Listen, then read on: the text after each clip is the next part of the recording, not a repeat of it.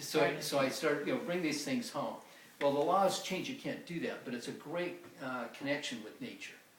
And a falconry license allows you to have wildlife and actually be able to interact with it and hunt with it and learn lots and lots of stuff as a result. It's a really, I consider it probably the premier natural history lifestyle that there is. Wow. I'm a bird watcher, I do biology, subcontract doing that, but this allows me to do it on a daily basis and share it with my family. So, but do you then, once you have your license, do you can go out and Yes. catch one in the Yep. wild? Yep. And how do you catch them?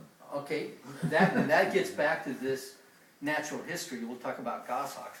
One, you have to know the habitat they live in and figure that out. Forested areas like this is on from the east side of the Cascades, and what their food supply happens to be. They like to eat grouse, pine squirrels, snowshoe rabbits. So we go in the higher elevations and then find a nest, and he came out of the nest, or we can capture them in their first year.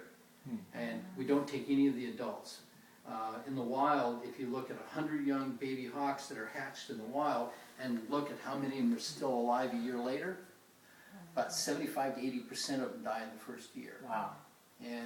And by the time they reach reproductive maturity, it takes 4 or 5 years. Another 3 years after that, there's probably up to 90% will have died from that.